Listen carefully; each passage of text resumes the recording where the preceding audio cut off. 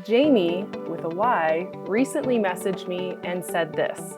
So I own a couple businesses. I'm still in startup mode, year 2. I'm at the early stages of positioning myself as an instructor and consultant, and I plan on creating a digital course to sell within the next 6 months. And that adds up to I'm currently very, very poor. Jamie wanted to know if Instagram could actually help a photography instructor like herself grow a business. If you're in the same shoes and you need to figure out how to get clients like yesterday, stay tuned for today's video. I'm covering how to grow an online business fast using my favorite free app and what I'm going to coin as the 4 M's. And stay tuned until the end where I'm going to share my pricing strategy so that you never have to worry about whether you're charging too much or too little ever again. So Jamie sent me that message on August 25th. 4 days later, on August 29th, she posted in my private Facebook group that she was already getting leads from Instagram from a visibility challenge that we were running. So what I'm about to share with you in today's video has worked for Jamie, has worked for me, and it's going to work for you too. I'm Elise Darma, and I've helped thousands of entrepreneurs like yourself grow their business on Instagram. And today I'm sharing how you can grow your online business fast. Before I get started, I do want to give you a heads up. I'm going to go deep into online marketing and business today, but this is kind of a continual learning thing. So make sure you hit the subscribe button and the bell so that you don't miss any of my future trainings on Instagram marketing and growing your online business. Let's dive into the tips. But first, I need a gut check. I need you to answer these very important questions. Number 1, is your business already validated? Are there people who are already paying for your services or product? And lastly, is there competition already in your market? If you are a yes to all of these things, great, this video is for you. If you're a no, then I have a few other resources for you that you'll want to check out. First is my online program called Freelance Biz in a Box. This is your fastest way to get started with your own service-based business online. If you're more of a coach, then I have a video just for you, how to build an online coaching business. Go ahead and check it out. Now let's dive into the 4 M's of growing your online business fast. The first M of growing your online business fast is messaging. Is your messaging clear? Is it more clear than clever? I know with my students, I see a lot of people getting caught up in, well, first, try not to niche down too much because they want to serve everyone. But the second thing is they want to be really creative and clever about their messaging. The thing is, when you have half a second to make an impression, you lose people really fast if it's not clear who you help and how. So the very first thing you need to do to grow your business faster is nail that messaging down. You can do this by really explaining the problem that you help your people solve. Go into the benefits of what happens when they solve that problem. Question for you, with your Instagram posts, are you hiding behind generic messaging? Are you avoiding showing up as a real person? Kind of like Jamie before she took the visibility challenge, and then once she showed up, she got leads. I'm not too surprised about that because people want to do business with people. So I encourage you to not hide behind generic, wishy-washy posts in your Instagram feed. I want you to get real, I want you to get specific, and I want you to speak to that one target customer that you have in mind for your business. Back when I was starting my business, I can see so clearly now that my mistake was I was too afraid to get specific. I was too afraid to niche down because I was worried that I would prevent other people from working with me. I was also really afraid of over-promising and ultimately having a customer be unhappy that they invested with me.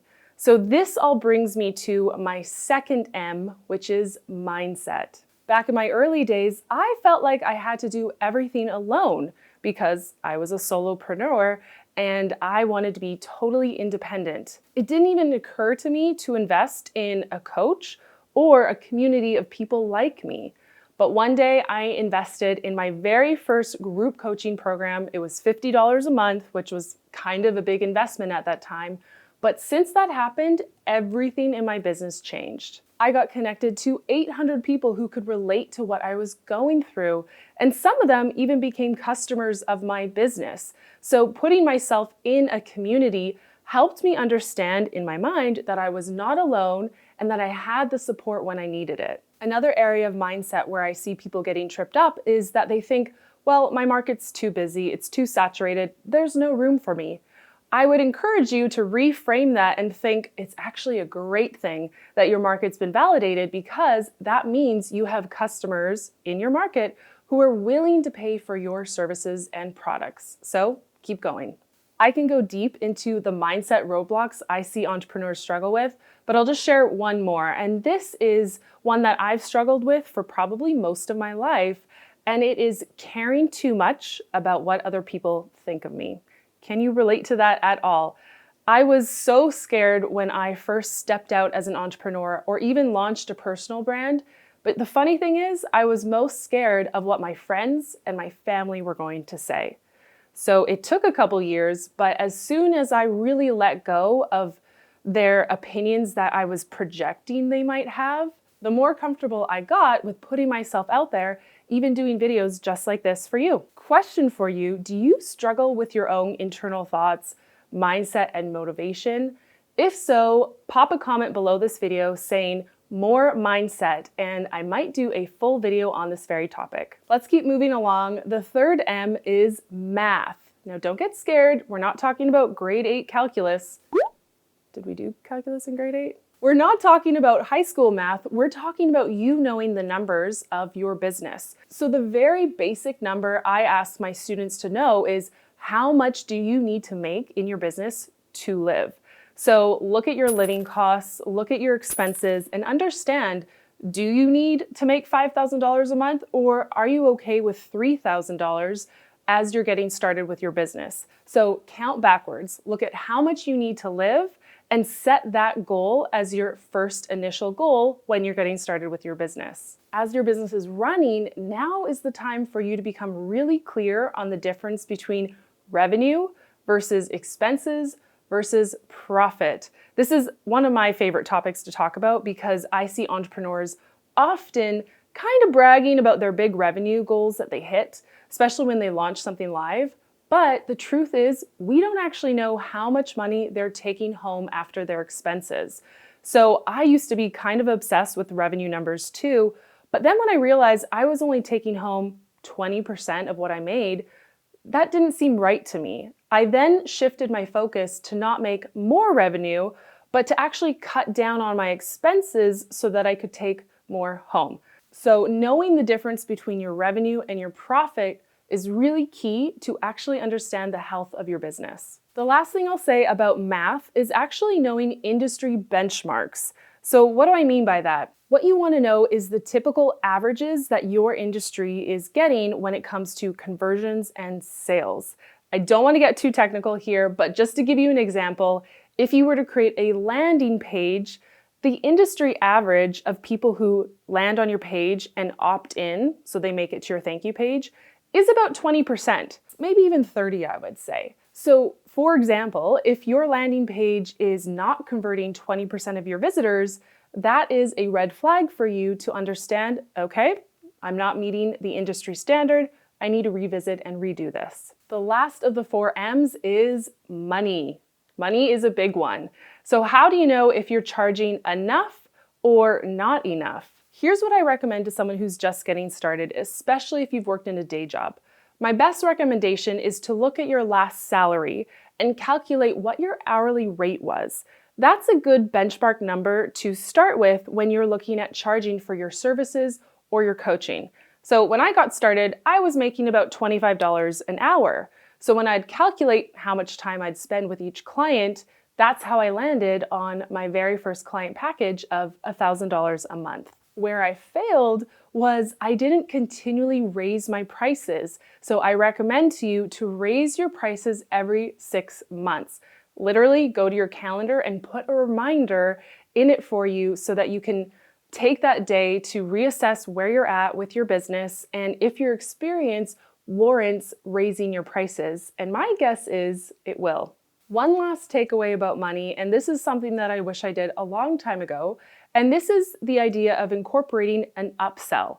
So maybe you have a customer join your world for $50, or maybe they buy something that's $1,000.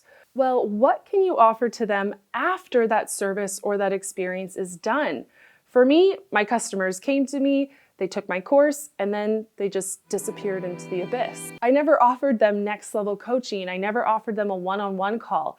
But this is truly where the profits are. Because once a customer enters your world and they like you and they like working with you, you're actually doing them a disservice by not giving them an opportunity to work with you even more.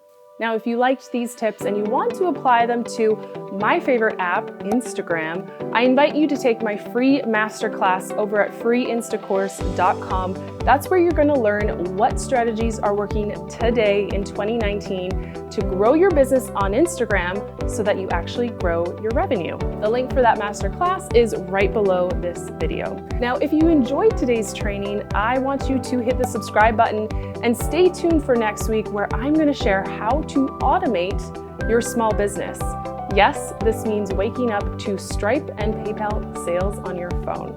To ease and revenue, I'll see you in the next video.